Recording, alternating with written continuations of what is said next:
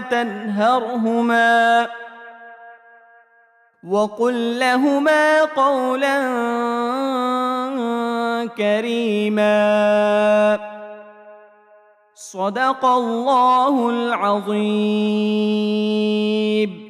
পরম করুণাময় ও অসীম দয়ালু আল্লাহর নামে শুরু করছি। মহান আল্লাহ আদেশ করেছেন যে তাকে ছাড়া অন্য কারো ইবাদত করো না এবং পিতা মাতার সাথে উত্তম আচরণ করো। অতঃপর তাদের মধ্যে একজন অথবা উভয়ই যদি বার্ধক্যে উপনীত হয় তবে তাদের মনে কষ্ট দিও না এবং তাদেরকে ধমক দিও না।